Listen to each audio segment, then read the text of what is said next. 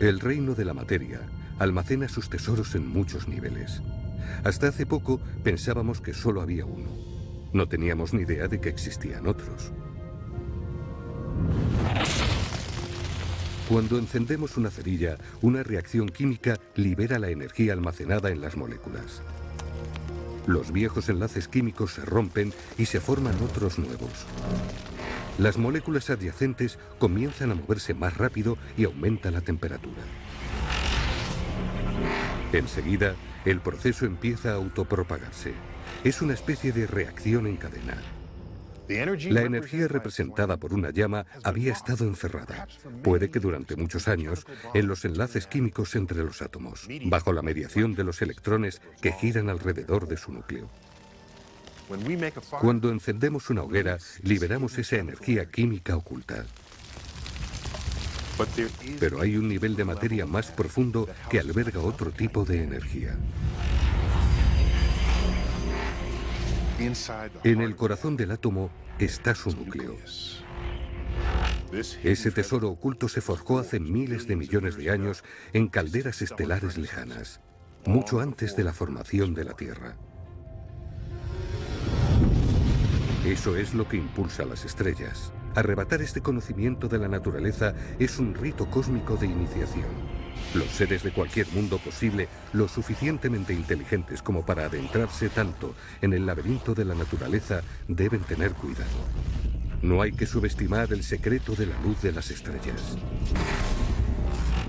Al igual que el fuego, puede dar vida a una civilización y convertirla en cenizas.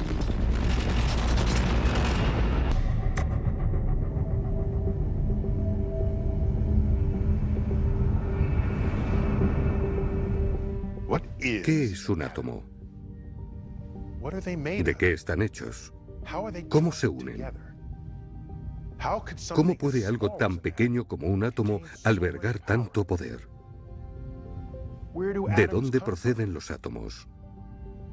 Del mismo lugar que nosotros. Cuando buscamos el origen de los átomos, buscamos nuestros propios inicios. Esta búsqueda nos lleva a las profundidades del tiempo y el espacio. Os quiero contar la historia de dos átomos. Venid conmigo.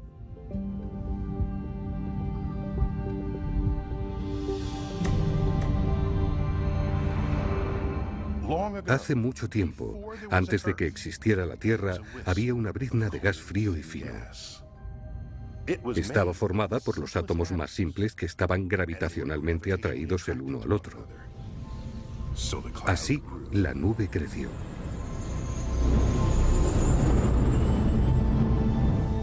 Los átomos contenían partículas pequeñas pero pesadas en sus núcleos. El hidrógeno tenía protones. El helio tenía neutrones también. Ambos contaban con un velo de electrones en movimiento que orbitaban a su alrededor. Los átomos en el interior de la nube se movieron aún más rápido cuando la gravedad los acercó aún más, hasta que el conjunto colapsó sobre sí mismo. Ese colapso aumentó tanto la temperatura que la nube se convirtió en un reactor de fusión natural. En otras palabras, una estrella. Los átomos, actuando bajo las leyes de la física, se juntaron y fusionaron en la oscuridad ininterrumpida. Y después se hizo la luz. En esa espuma de partículas elementales se formó el núcleo de uno de los átomos, un átomo de helio. Tras miles de millones de años, la estrella ya es vieja y ha convertido todo su hidrógeno disponible en helio. Ahora que ha llegado el momento de que esta estrella muera, retoma el giro interno de su infancia.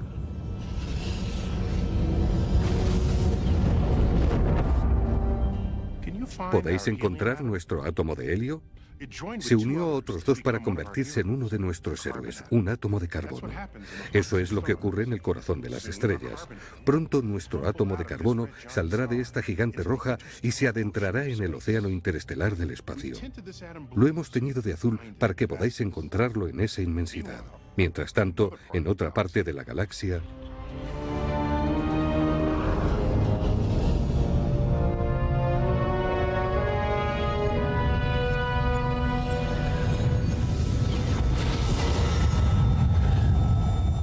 Se desarrollaban procesos similares mientras nacían o morían estrellas. El otro átomo de nuestra historia se formó en el corazón de esta estrella moribunda. En el catastrófico proceso de convertirse en supernova, 226 protones y neutrones se fusionaron con un átomo de carbono, transformándolo en un átomo de uranio.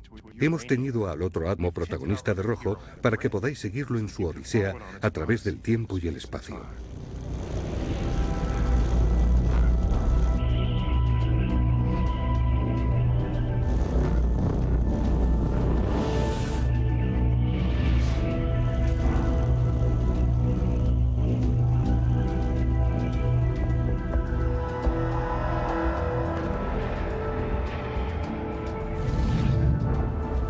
Por casualidad, tras vagar por la inmensidad de la galaxia de la Vía Láctea, nuestros dos átomos participaron en el incandescente nacimiento de un pequeño sistema solar, el nuestro.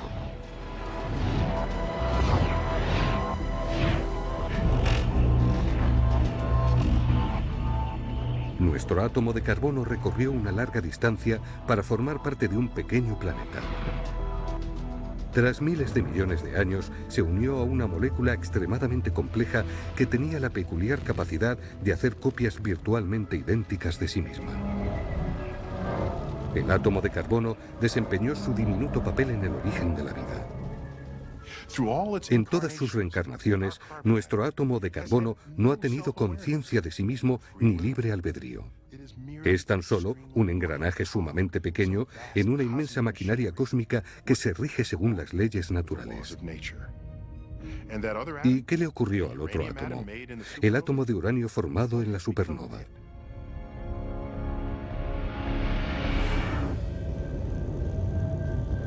Nuestro mundo nació envuelto en llamas, y este diminuto átomo se sintió atraído hacia él.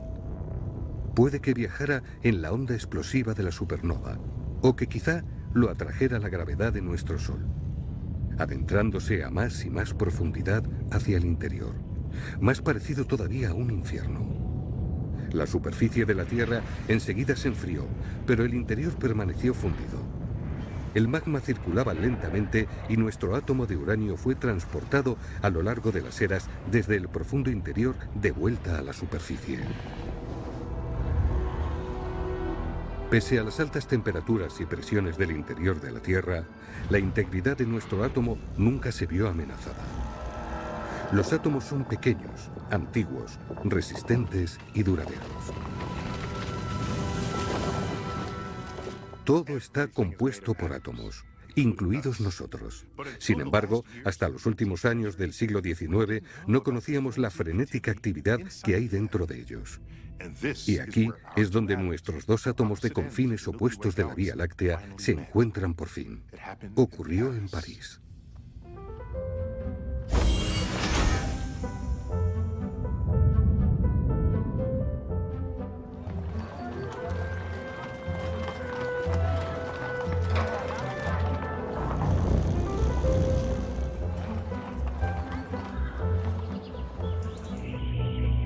Nuestro átomo de carbono se volvió parte de la retina de uno de los grandes científicos del mundo.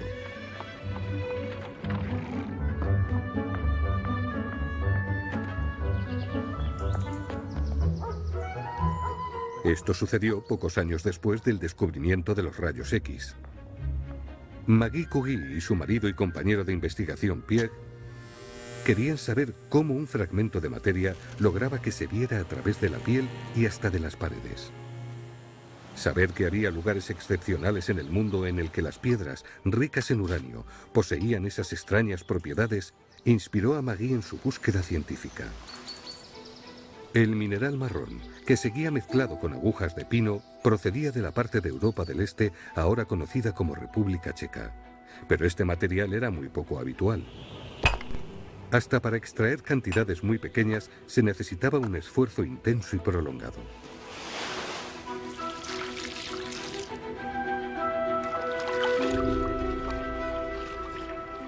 Maggie escribió posteriormente: vivíamos absortos en nuestra única ocupación, como en un sueño.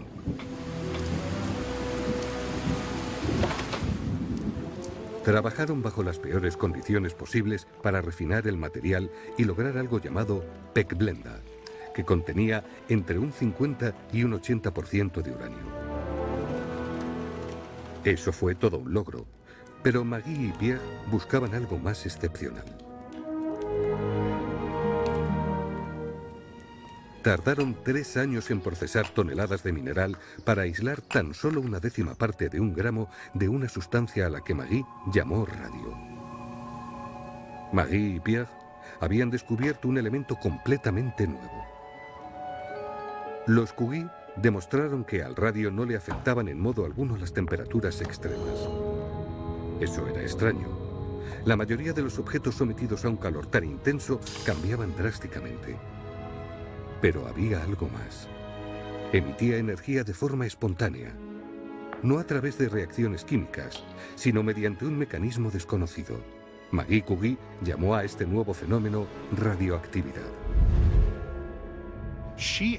Ambos calcularon que la energía que fluía de forma espontánea por un fragmento de radio sería mucho mayor que la emitida tras la quema de la misma cantidad de carbón. Para su asombro, la radioactividad era millones de veces más potente que la energía química. La diferencia entre liberar la energía que reside en las moléculas y el poder aún mayor almacenado mucho más adentro. Entre Maggie, Pierre, la pequeña Irene y el hombre con el que se casaría después, la familia ganó 5 premios Nobel en ciencia.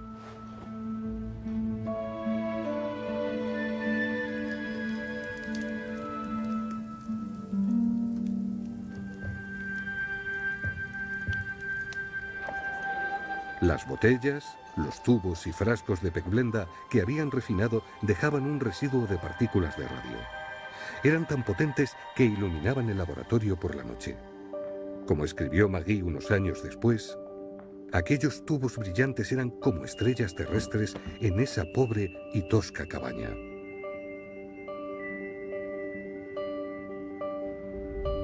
Maggie llegó a la correcta conclusión de que la luminiscencia se debía a algo que sucedía dentro del núcleo de los átomos radiactivos. Durante miles de años se había pensado que los átomos eran la unidad de materia más pequeña.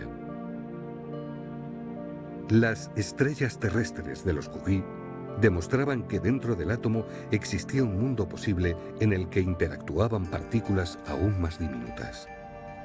100 años después de esa noche mágica, los libros de cocina de Marie Curie siguen brillando por la radiactividad que descubrió. Pero las implicaciones más oscuras de este conocimiento más profundo de la naturaleza tardaron un tiempo en surgir en la mente de un visionario llamado H.G. Wells. Era un escritor y un genio a la hora de convertir las nuevas revelaciones de la ciencia en historias que cautivaban al mundo. Y en prever, como nadie, sus consecuencias más graves.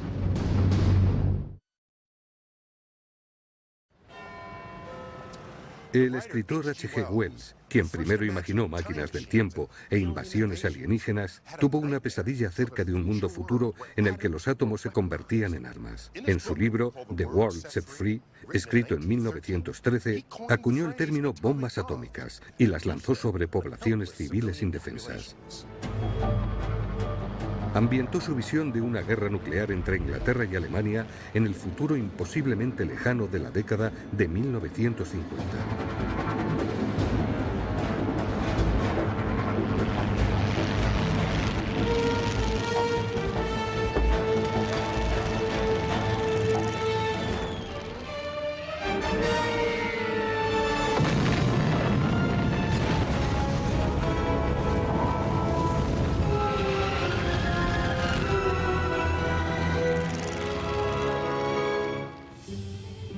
En 1933, el físico húngaro Leo Szilard estaba sopesando convertirse en biólogo. Doctor Szilard, ¿está usted bien? Leyó la novela de Wells y comenzó a pensar.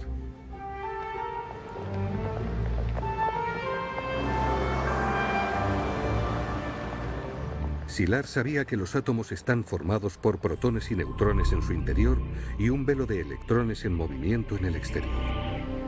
De repente, mientras esperaba a que la luz cambiara en esta intersección de Londres, le asaltó un pensamiento. Si pudiera hallar la cantidad suficiente de un elemento que emitiera 2 neutrones cuando absorbía uno, podría mantener una reacción nuclear en cadena. 2 generarían 4, 4 generarían 8 y así sucesivamente, hasta que se liberaran enormes cantidades de energía en el propio núcleo. No sería una reacción química, sino nuclear.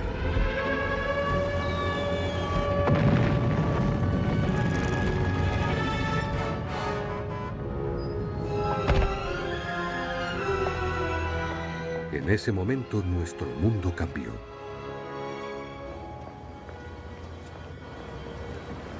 Leo Szilard también conocía el poder de lo exponencial. Si una reacción nuclear en cadena se podía desencadenar en el mundo de los núcleos de los átomos, sería posible algo como la bomba atómica imaginaria de Wells. Se estremeció ante la idea de su capacidad de destrucción. Era tan solo el último avance en la violencia continua que había comenzado mucho antes.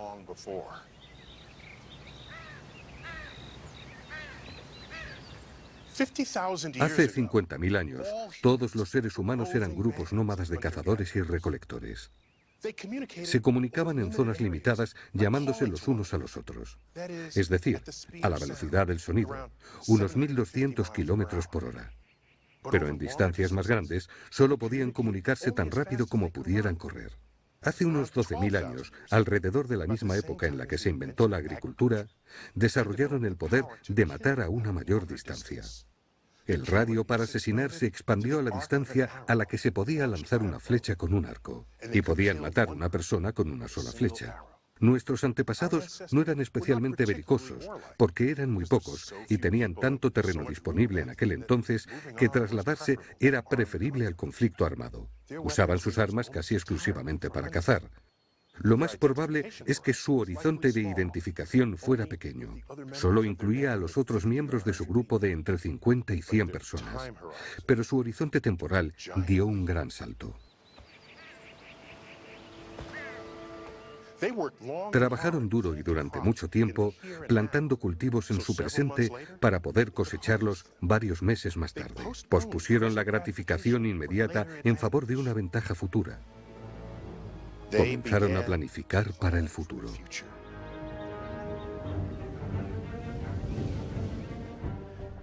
Hace unos 2.500 años emergió un tipo nuevo de guerra.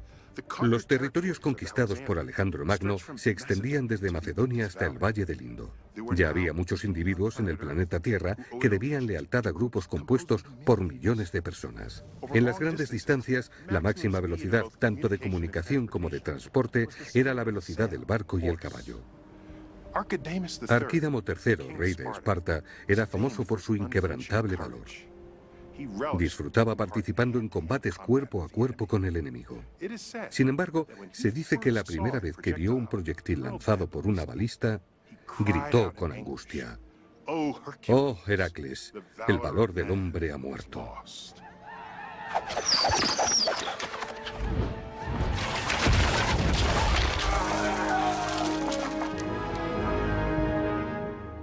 Tanto el alcance para asesinar como la tasa de muertes habían aumentado exponencialmente. 10 cadáveres yacían donde antes solo habría uno. Y el soldado que soltó la palanca en el arma de asedio no llegó ni a verles las caras. Permaneció bastante alejado de la carnicería al otro lado de la muralla de la ciudad. Hoy en día, la velocidad máxima de transporte es la velocidad de escape de la Tierra. 40.000 kilómetros por hora. La velocidad de la comunicación es la velocidad de la luz. Los horizontes de identificación también se han expandido enormemente. Para algunos, incluyen 1.000 millones de personas o más. Para otros, toda la especie. Y para unos pocos, todos los seres vivos. El radio para matar, en el peor escenario posible, es ahora toda nuestra civilización mundial. ¿Cómo hemos llegado hasta aquí? Ha sido el resultado de un abrazo letal entre la ciencia y el Estado. Y hubo un científico para quien ninguna cantidad de poder de destrucción era suficiente.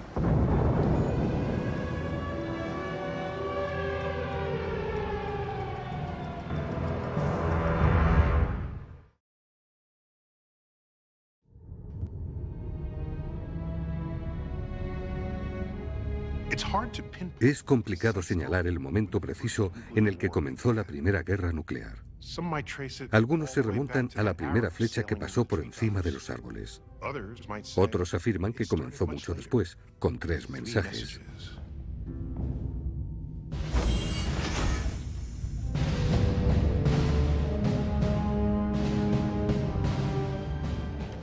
En 1939, en el día del cumpleaños de Adolf Hitler, uno de sus jóvenes científicos más brillantes, Paul Harteg, tenía en mente un regalo especial para su Führer. Harteg escribió una carta a la oficina de guerra nazi. Quería informarles de que sus últimos avances en física nuclear harían posible fabricar un explosivo exponencialmente más potente que las armas convencionales. Intentaba ofrecerle una bomba atómica a Adolf Hitler. Pero Hitler nunca tendría en sus manos un arma nuclear, ya que había asesinado, encarcelado y exiliado a muchos de los grandes físicos de sus territorios, aquellos que eran judíos o liberales, y muchos eran ambas cosas. Justo un mes antes de que estallara la guerra, Leo Szilard peregrinó hasta la casa que Albert Einstein estaba alquilando en Long Island. El físico que solía hacerle de chofer a Szilard en sus viajes por Manhattan no estaba disponible ese día de agosto de 1939, por lo que Szilard contrató los servicios de otro emigrado húngaro, un joven científico llamado Eduard Teller. La persecución que sufrió en Budapest obligó a Teller y a su familia a buscar refugio en Múnich, donde perdió su pie derecho en un accidente de tráfico. A principios de los años 30, Teller y su familia se vieron obligados a huir de nuevo. Al igual que Harteg sentía que debía informar a Hitler, Szilard quería que el presidente Franklin Roosevelt supiera el increíble poder de un arma así. No había científico en la Tierra cuyo prestigio y cuya influencia pudieran compararse a los de Einstein. La pesadilla de Einstein era imaginarse a Hitler con un arma nuclear a su disposición. Pero ¿cuáles serían las consecuencias a largo plazo de este nuevo y peligroso conocimiento que, una vez liberado, no podría ya volver a contenerse? Einstein no participaría en el esfuerzo estadounidense para construir la bomba atómica, lo que se conoció con el nombre del Proyecto Manhattan, pero sí alertó al presidente del posible uso de los núcleos atómicos en la guerra. Después de que concluyera la guerra, le contó a un periodista que, si hubiera sabido que los alemanes fracasarían a la hora de desarrollar la bomba atómica, jamás hubiera firmado la carta. Pero Eduard Teller no sentía esa ambivalencia. No podía esperar a convertir el átomo en un arma. Durante años, el físico ruso G.N. Fliorov había intentado avisar a su líder, Joseph Stalin, de las posibles aplicaciones militares de las reacciones nucleares en cadena. Pero la Unión Soviética se encontraba asediada por los alemanes y lo más seguro es que el proyecto de una bomba nuclear tardara años en completarse. Con la espada contra la pared, tan solo pensar en ello parecía algo muy poco práctico. En 1942, Fliorov publicó un artículo científico sobre física nuclear. Estaba ansioso por saber lo que opinaban sobre él los eminentes físicos en Europa y Estados Unidos. Fliorov se quedó perplejo. Ninguno de los físicos de la comunidad científica internacional pensaba que merecía la pena comentar su artículo. Al principio se sintió dolido, pero luego se dio cuenta de lo que estaba pasando en realidad. Las revistas científicas estadounidenses y alemanas no publicaban ningún artículo sobre física nuclear porque ambos países trabajaban en secreto para construir una bomba. Fue la ausencia de datos publicados, el sospechoso silencio, lo que animó a Fliorov a redoblar sus esfuerzos para convencer a Stalin de que iniciara su propio programa de armas nucleares. En esos 3 casos fueron los científicos, no los generales o los traficantes de armas, los que informaron a sus líderes de que era posible aumentar en gran medida la tasa de muertes. El Departamento de Guerra de Estados Unidos eligió la remota localización de Los Álamos en Nuevo México como cuartel general del proyecto de investigación sobre la bomba atómica. Fue una recomendación del director del proyecto, el físico J. Robert Oppenheimer, quien se recuperó allí de una enfermedad cuando era adolescente. Sin embargo, para Eduard Teller, una bomba atómica no era lo suficientemente grande. Soñaba con lograr una mortalidad aún mayor. Un arma en la que la bomba atómica fuera tan solo la cerilla para prender la mecha hasta el núcleo. Un arma termonuclear. Lo que Teller llamó cariñosamente la Super. Si Edward Teller tenía un polo opuesto en la comunidad científica, ese era Joseph Roblat. Roblat nació en Varsovia, en una familia adinerada que, como la de Teller, lo había perdido todo. En el verano de 1939, justo antes de la invasión nazi, le invitaron a Inglaterra para ocupar un puesto de investigación en la Universidad de Liverpool. Poco antes de su marcha, su querida esposa Tola tuvo que ser operada de una apendicectomía urgente y se vio obligada a quedarse hasta recuperarse para poder viajar. Tola insistió en que Joseph viajara antes para preparar su nueva casa. Sería solo cuestión de semanas, le dijo.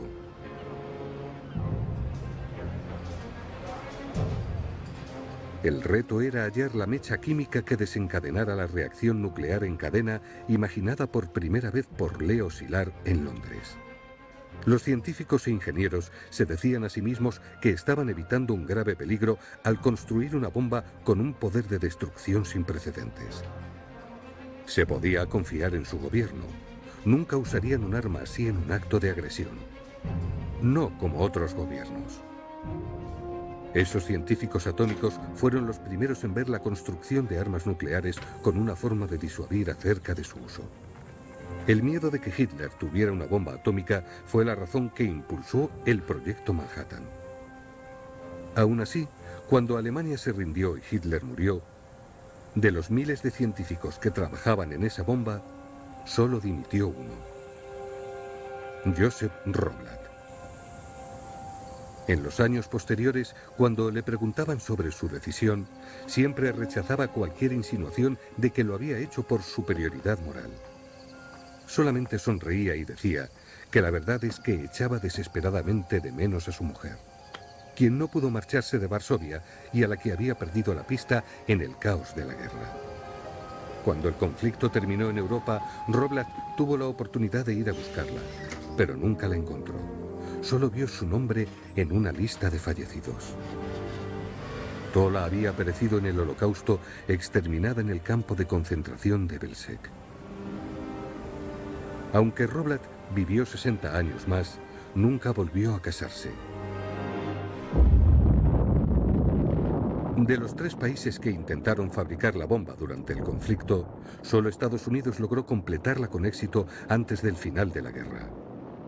Los historiadores creen que fue porque Estados Unidos acogió a muchos inmigrantes. De los protagonistas del Proyecto Manhattan, solo 2 habían nacido en el país, y solo 1 había obtenido su doctorado en Estados Unidos. Se lanzaron bombas atómicas sobre las ciudades japonesas de Hiroshima y Nagasaki, concluyendo así la Segunda Guerra Mundial. 2 meses después, el presidente Truman invitó a Oppenheimer al despacho oval para felicitarlo.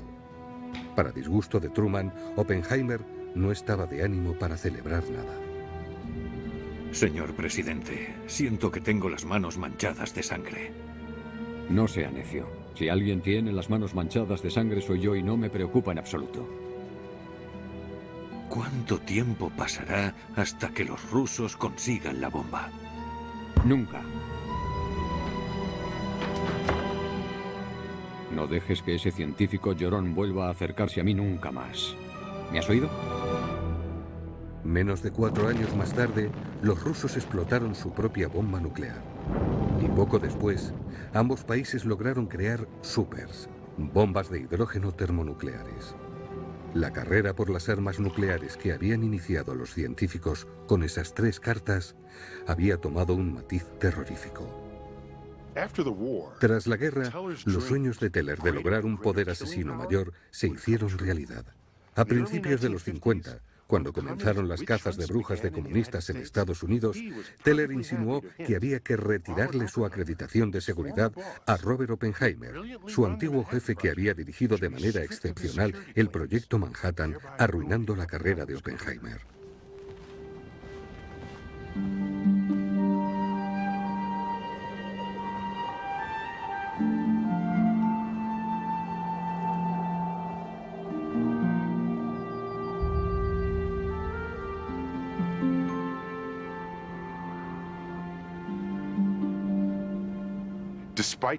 A pesar de las drásticas reducciones en los arsenales nucleares, el fantasma de la guerra nuclear sigue persiguiéndonos. ¿Cómo podemos dormir tan profundamente a la sombra de un volcán humeante?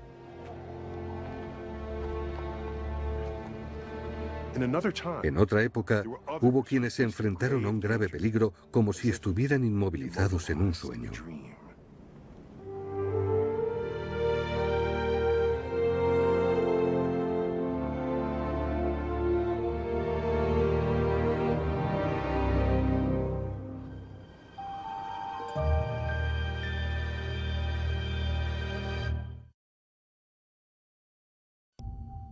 Os voy a contar una historia.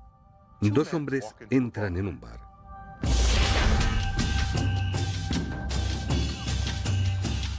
Y se topan con una pelea.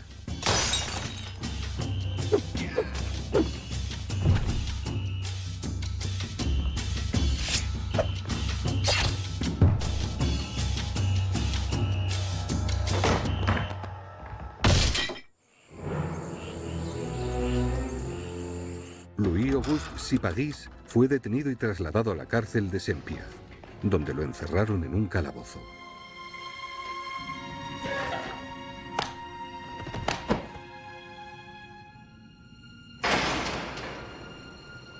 Todo sucedió en la isla colonial francesa de Martinica, en el Caribe, en el año 1902, en plena campaña electoral.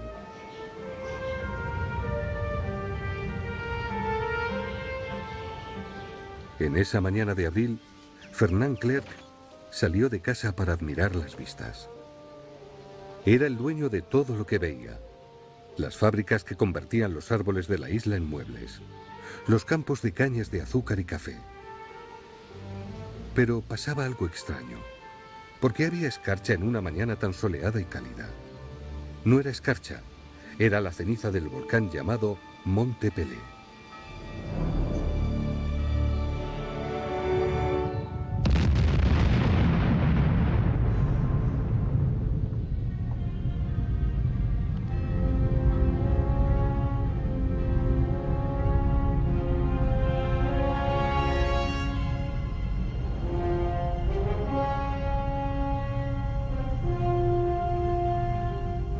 Cuando comenzó a caer la ceniza, Clara Prentice, la mujer del cónsul estadounidense, consideró la opción de volver a su casa en Massachusetts.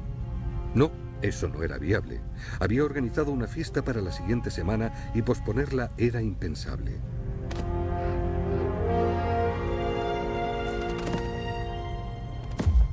Había mucha gente tan pobre que no podía dejar atrás sus escasas pertenencias y huir de la ciudad de Saint-Pierre a una zona de la isla más segura.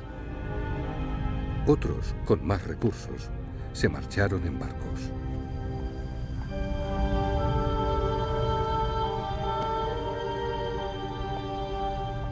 El alcalde Fouché se quedó trabajando hasta tarde elaborando planes detallados para el banquete y el baile del día de la ascensión. Mientras tanto, debajo, unos sirvientes limpiaban la ceniza de la sala del banquete, preparándola para el evento.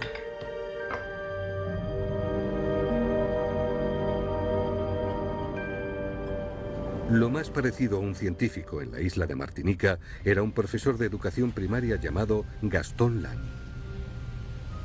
Land viajó hasta el cráter volcánico recién despertado y compartió sus observaciones de actividad intensificada con el periódico. Pero Land estaba más preocupado por su inminente viaje a París. Iba a exhibir muestras de las plantas de la isla en la conferencia que le habían pedido que pronunciara. Pero con ceniza cayendo con tanta intensidad, sus especímenes se iban a echar a perder.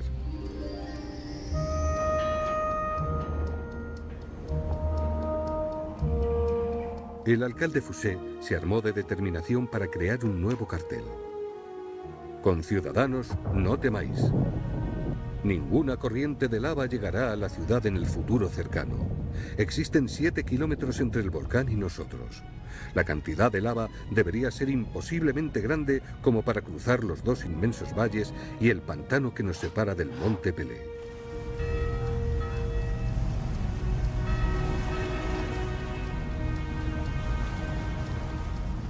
A primera hora del 7 de mayo, los habitantes de Saint-Pierre se despertaron con atronadores temblores sísmicos y relámpagos volcánicos cerca del cráter del infernal volcán. En ese momento, el pánico empezó a extenderse.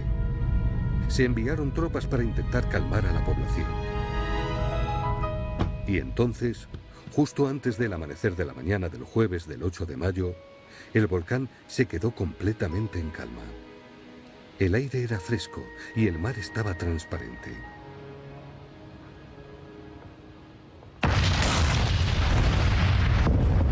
Cuando el monte Pelé entró en erupción a las 8:02 de la mañana del 8 de mayo de 1902, la explosión generó un estruendo tan grande que se escuchó a 800 kilómetros de distancia, en Venezuela. El enorme flujo piroclástico, una nube letal de gases a muy altas temperaturas, atravesó los valles hasta la ciudad en pocos minutos.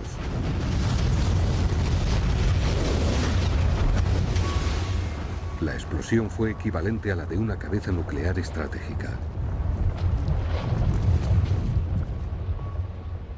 3 días después de la erupción, hombres del otro lado de la isla recorrieron las calles aún humeantes de Saint-Pierre para recuperar los cuerpos y quemar lo que el volcán no había terminado de consumir.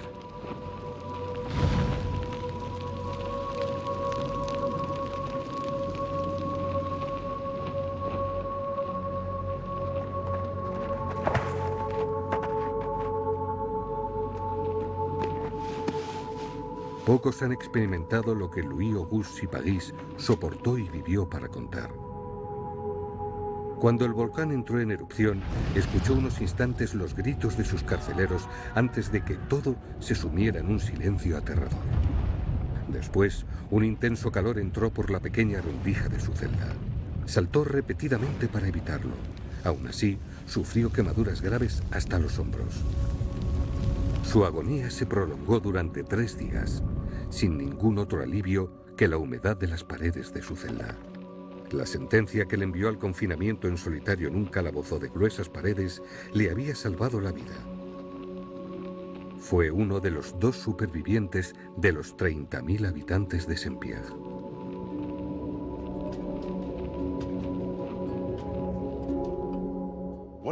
¿Y qué pasa con nosotros? ¿Sabríamos cuándo dar la voz de alarma? ¿Podremos ver qué se nos avecina? ¿Podremos despertar a tiempo?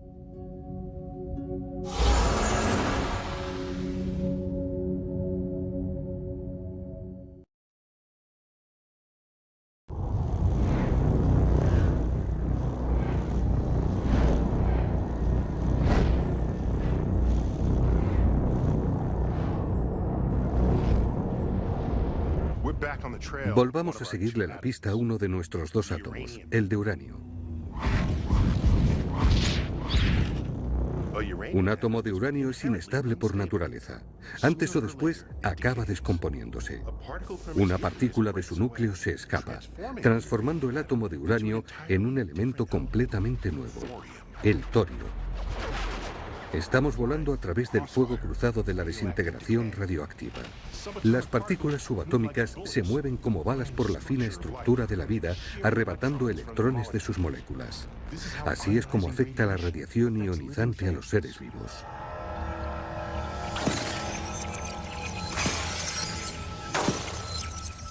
Estos cromosomas no tenían ninguna oportunidad. Por eso las armas atómicas son mucho más peligrosas que las convencionales. La radiación ionizante está por todas partes, hasta dentro de nosotros. A niveles bajos no supone amenaza alguna, pero a niveles más elevados, la historia cambia. A corto plazo, la exposición a niveles letales de radiación puede provocar una reacción descontrolada de las células que hace que se multipliquen de forma exponencial. Se llama cáncer. Pero su poder para hacer daño también resuena en los pasadizos del tiempo. Cuando la radiación destroza los cromosomas de la mariposa, deja un rastro de destrucción detrás que cambia el destino de la descendencia de la mariposa que aún no ha nacido. Una mutación de sus genes. Tenemos mucho en común con las mariposas. Cualquier cambio en la arquitectura de nuestro ADN se copiará una y otra vez en las próximas generaciones. El daño se transmite y destroza nuestro futuro. Estamos formados por átomos que nacieron en estrellas a miles de años luz de distancia en el espacio y hace miles de millones de años en el tiempo. La búsqueda de nuestros orígenes nos ha llevado muy lejos de nuestra época en nuestro mundo. Somos polvo de estrellas y estamos profundamente conectados con el resto del universo. La materia de la que estamos hechos se generó en el fuego cósmico.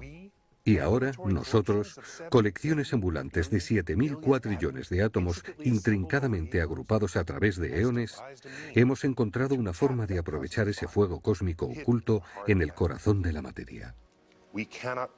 No podemos desaprender ese conocimiento y, trágicamente, la locura nos viene de familia.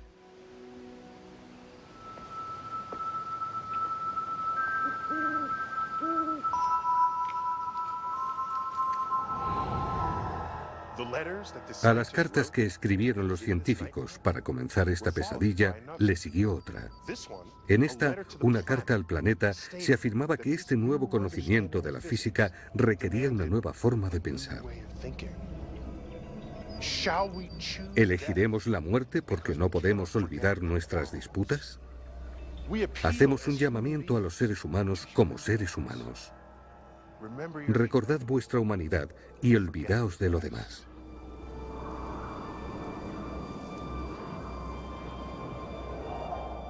¿Y qué pasó con el otro átomo, el de carbono? Está dentro de uno de vosotros.